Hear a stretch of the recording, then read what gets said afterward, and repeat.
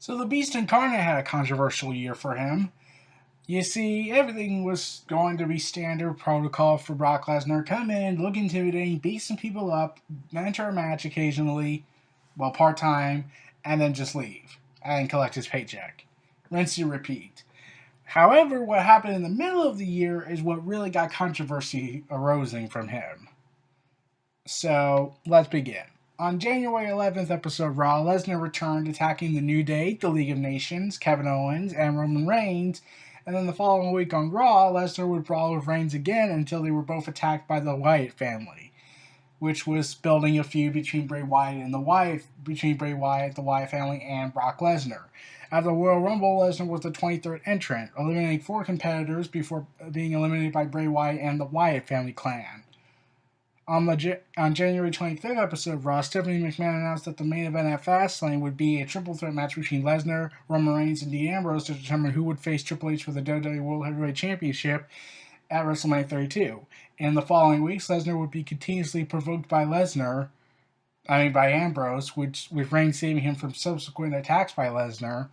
At Fastlane, Lesnar dominated most of the match before he was put through 2 broadcast tables by Ambrose and Reigns. He would ultimately lose the match after Reigns pinned Ambrose. And this led to Lesnar being pissed off. Because of this, Lesnar attacked Ambrose in the parking lot as he was arriving at the arena. Ambrose would then return later in the night to having hijacked an ambulance. So, why is he not arrested? And he challenged Lesnar to a no-holds-barred street fight match at WrestleMania 32. In between all this, nothing really happened during the build. Like, Lesnar was gone, Paul Heyman had to do all the build work with Ambrose, and ultimately, I told you how that match went with the Ambrose video and that WrestleMania 32 thoughts video. But, also, in between that, we also got a roadblock match between Bray Wyatt and Luke Harper teaming up to take on, Brock Lesnar. And the match was the worst match of the night because, 1, Bray Wyatt didn't get involved. 2, this wasn't advertised as such. It was supposed to be Bray Wyatt versus Brock Lesnar. And 3, it was a Brock Lesnar match at this point. We're pretty much expecting the expected from Brock Lesnar. So, yeah. We're just waiting for the day for a younger guy to come in and beat Brock Lesnar to get a huge credibility here. And ultimately, the reason why is that when I forgave them, it was because Bray Wyatt had a back injury, and knowing that this is Brock Lesnar, that would have been a stupid idea to have him be German suplex. Though, of course, that didn't stop The Rock and John Cena from beating Bray Wyatt up at WrestleMania 32. So, did Bray Wyatt really have a back injury? So Lesnar and Heyman are cutting a promo, mostly Heyman, cutting a promo on Dean Ambrose and whatnot, and this lists Ambrose coming out with a wagon, taking weapons, and that's it. And Lesnar defeated Ambrose after an F5 onto a pile of steel chairs at WrestleMania 32, and I said in the Dean Ambrose video that the original plan, that Ambrose wanted more hardcore style offenses, wanted to get more edgier with the match, and for some reason, either Brock Lesnar or WWE department was like, nah, we don't want the match interesting. We gotta make Reigns look really strong for some reason, and that's the case. So, yeah. And then, afterwards, Lesnar would just disappear for now. And then, on July 7th episode of SmackDown, just months later, it was announced that Lesnar would be facing Randy Orton at SummerSlam, who he himself had just returned to WWE from injury. Just 2 days later, on July 9th, this is where the controversy arose. WWE allowed Lesnar to have a one-off fight for UFC 200 against Mark Hunt. Lesnar would go on to defeat Mark Hunt by unanimous voting by the committee. I don't watch UFC, so I don't know how the system works, so I could be wrong on that. However, there was a problem. Lesnar afterwards was reported to have had a little substance problem. Let me go and explain the UFC part. UFC announced on June 4th that he would return, June 4th of 2016, that he would return at UFC 200 on July 9th. WWE confirmed it had granted Lesnar a one-off opportunity to compete at that show before he would return to the company for SummerSlam on August 21st. Lesnar, representing Canada for the first time in his career, defeated Mark Hunt by a unanimous decision, avoiding 19 of Hunt's 30 attempted standing strikes and taking him down 4 times to land 43 signature ground strikes, 32 in the final round. He was also paid a UFC record of $2.5 million purse. This record was broken by Conor McGregor at UFC 202. And just days after this event, Lesnar was notified of a potential anti-doping policy violation by the United States Anti-Doping Agency stemming from an undisclosed banned substance in an out-of-competition sample collected on June 28th. Shortly after this was announced, WWE said Lesnar's match with Randy Orton would still take place, and Hunt told UFC to either pay him half of Lesnar's purse or let him out of his contract, but he later changed his mind on Twitter and asked for the whole purse.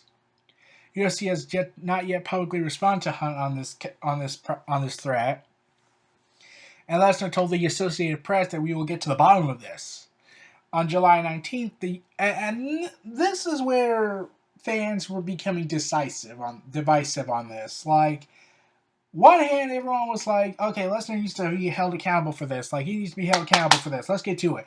And the other half was like, oh, it's Lesnar. He's all right. He did nothing wrong. He's in the right here. And I'm like, okay, so let's see if I get this correct. So if Roman Reigns does Adderall abuse, well, we don't know if it was abuse or they just found traces of it and they found it. Oh, that's enough, or doctor's note.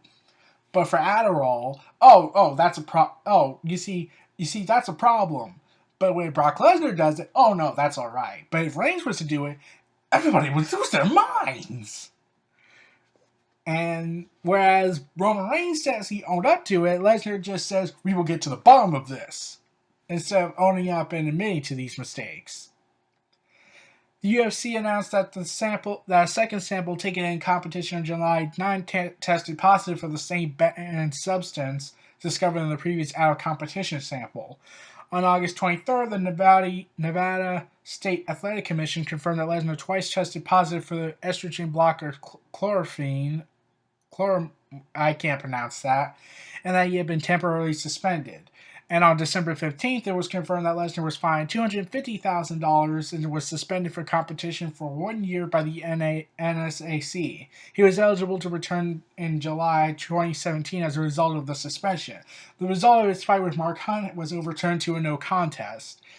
And Mark Hunt was pissed, and now it was confirmed a few days ago in 2017 that Mark Hunt's suing UFC, Brock Lesnar, and everybody pretty much who had involvement with this. So, yeah, way to start off 2017. And now people are wondering, well, why doesn't WWE just suspend him and whatnot? Well, it was reported that this is why. You see, we here at WWE cannot punish Brock Lesnar because he's a part-timer.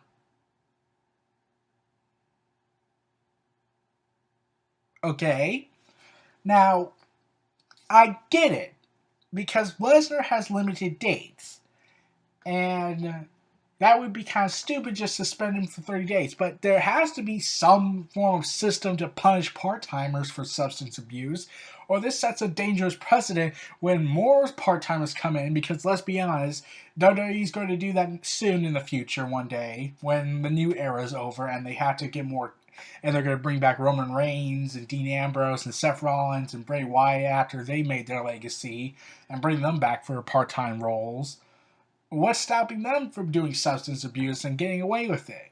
There needs to be a system. Like, why can't Lesnar just compensate WWE for this payment? Because it humiliated them publicly that they are letting this guy get away with drugs, and yet, oh, well, he could get away with it because he's a part-timer. So, yeah, and they seem to somewhat acknowledge this problem. Like, they let Randy Orton take a shot at Lesnar saying, no enhancement needed. So, yeah. So on July 19th, back on the WWE side of things, at the 2016 draft, Lesnar was drafted number 5 for the pick of Raw, for the Raw brand. Reports claim that he would have been number 1 had he not failed the drug tests. Orton was drafted to SmackDown, thus making their match an interbrand match, while WWE billed their face-off as a match 15 years in the making. Along with Heyman, Lesnar made his return on to Raw on August 1st, his first appearance on WWE program since WrestleMania 32, and especially after the controversy, and yet no one's bashing Lesnar for this. Lesnar is being let go of this because he's not Roman Reigns. Moving on. Orton appeared and delivered an RKO to Lesnar, ironically, because it just happens to be like 20 seconds or so after Lesnar, after Heyman said that you ain't gonna hit no RKO, and that's when the RKO came in. So yeah, Lesnar then attacked Orton during his match the following night on SmackDown Live, delivering an F5 to Orton. At SummerSlam, Lesnar defeated Orton by technical knockout after a series of elbows, leaving Orton with a forehead wound which required 10 staples. Much to Shane McMahon's dismay, Lesnar would later deliver an F5 to Shane himself. The end made many people believe Lesnar had gone off script due to the severity of Orton's head wound. And I did not blame them for thinking that. Like, here's the other problem with the UFC match that I had a problem with other than the drug issue. You see, WWE had a conundrum here. They could either, if Lesnar won that match, he would have to be booked unstoppable again. Even more so now, since he just won a UFC fight. If Lesnar lost, well, then they could start booking him as a human fucking being. But Lesnar won, so everyone dreaded, like, oh, great, now we're going to see a much more dangerous, more vicious, more unstoppable Lesnar, more than he usually was. And when the technical knockout happened at SummerSlam, I was disappointed that was the match result because I was hoping for an F5 to RKO maneuver, even though some people deemed that was impossible to happen, though it can't hurt to hope. And here's the other major problem that WWE failed to do when this finish was planned. You see, in a company that's very managed and micromanaged at that, they did not tell any professional wrestlers in the back. See the problem here yet? You mean to tell me that no one besides Orton, Lesnar, and probably a few other people that were in corporate suits and Triple H knew that this finish was planned, but let's not tell the rest of the guys in the back because reasons? So this led to Chris Jericho actually confronting Brock Lesnar backstage, reportedly, getting face to face with him. Like, Chris Jericho was like wondering what the hell was going on, and Lesnar thought, "Oh, you're insulting how I did in the match and whatnot," and they got face to face with each other and looking like it was going to come to blows, and that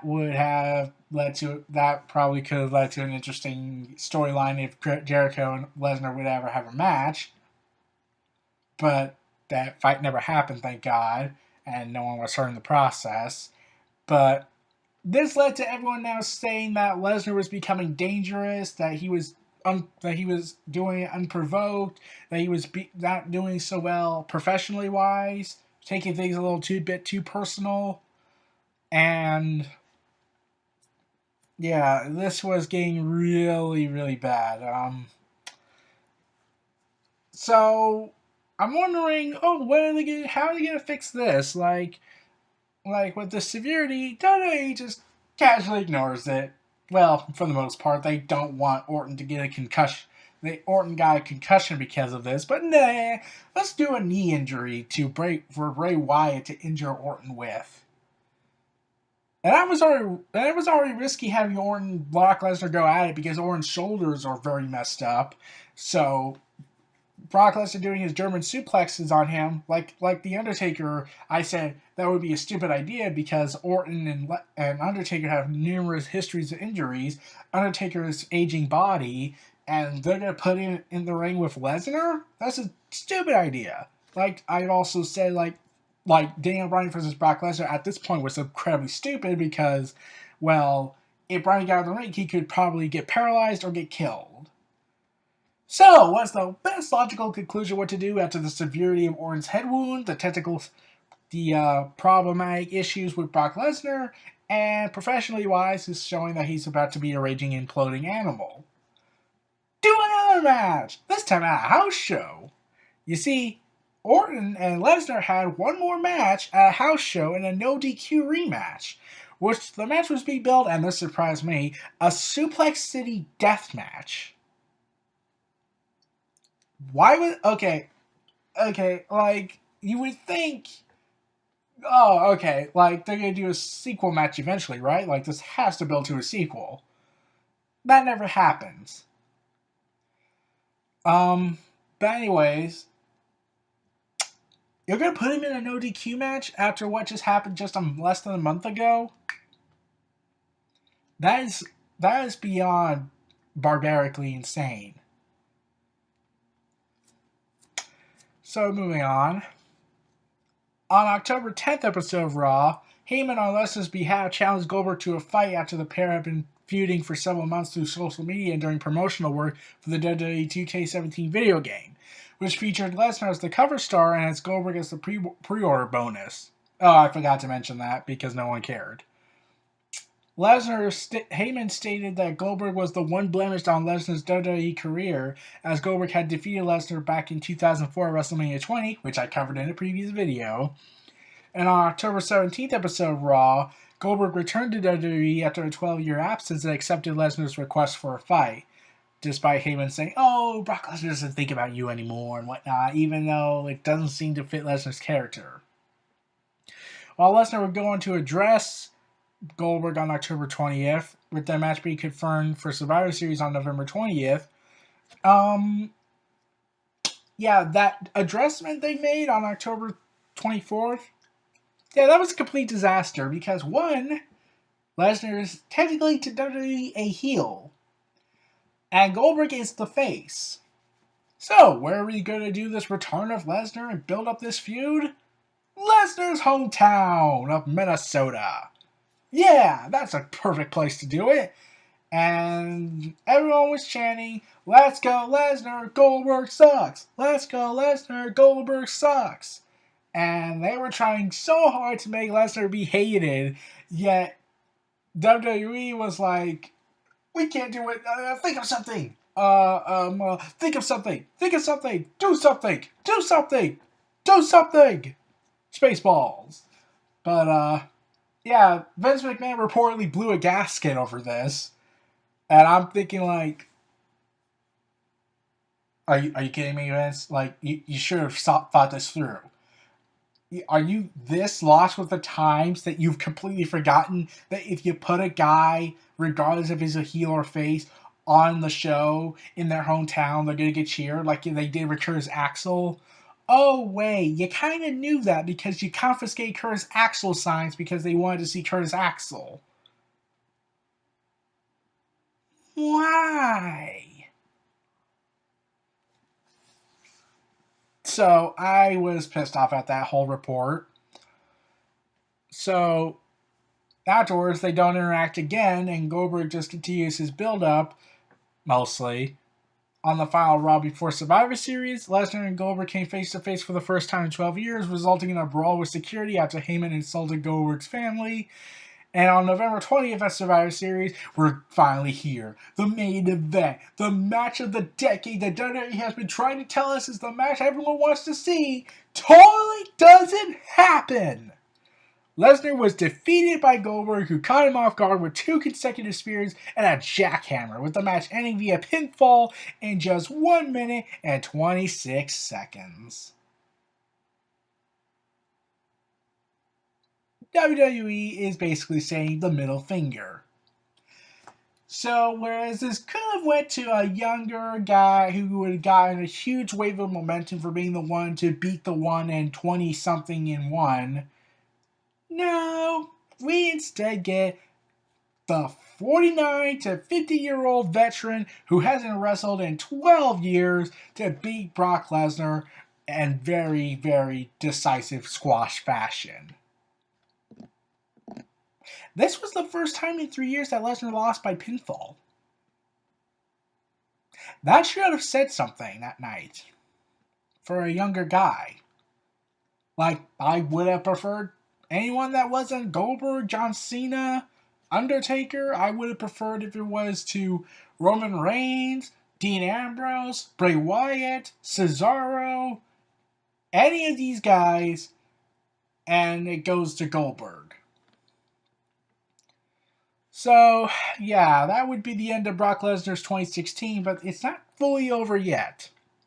The next night, Goldberg declared himself the first entrant in the 2017 Royal Rumble match, and the following week, Paul Heyman addressed the Survivor Series match with Paul Heyman looking disheveled, like with tears in his eyes, like he's selling this defeat so well, saying that they were underestimating Goldberg and that the match was a humiliation and embarrassment for him and Lesnar. He then stated Lesnar would also be in the Royal Rumble match as he has something to prove now and wants revenge on Goldberg. And finally, on December 3rd, Lesnar defeated Rusev via pinfall at a house show in Mexico City. So that pretty much ends Brock Lesnar's 2016. Like I say, it was controversial for the last half, pretty standard for the normal half, for the first half, controversial in the last half, and that's pretty much what you expect at this point now. Like, questionable booking, Survivor Series having a worse match than the one at 20 at WrestleMania from 12 years ago. Like, I wasn't expecting magic to happen in their rematch between Goldberg and Brock Lesnar. For one, Goldberg hasn't wrestled in 12 years. He's incredibly rusted. Two, Goldberg reportedly has said he tweaked his shoulder, so that's a concern. And three, both guys are extremely limited in their wrestling moveset. Like, Goldberg always has been, and Brock Lesnar, he just does German suplexes now because any moveset he does afterwards looks like it would be the apocalypse to WWE management. So yeah. Like, it was reported that the original plan for that was for Lesnar to go over, kind of obvious. However, it was supposed to be an MMA style fight with the commentators acting as MMA officials, staying focused into the match. And some people have criticized this idea because WWE is trying so hard to be UFC instead of being itself. So WWE's sort of becoming an identity crisis regarding Lesnar and the WWE booking. Like, the technical knockout, that was obvious and was for a sign. So to hear this one, how they were basically saying, hey, let's go UFC style on this, only to change plans because Lesnar requested it because he thought, well, we can bank on this and do another match at WrestleMania at 2017. So, yeah, so we're most likely going to get another match between Goldberg and Lesnar at WrestleMania in 2017 at WrestleMania 33, and I'm expecting that match to be a lot better than their second encounter, but worse of their first encounter. So, yeah. Like, the only way I could think they can save is by making a brutal no DQ fight to really grasp the whole concept that this is a war. So, everyone, these were my thoughts on Brock Lesnar's 2016. I hereby finish off my 2016 retrospective on all these wrestlers. This was Near Reality Entertainment. Feel free to like, comment, subscribe, and donate a station for more.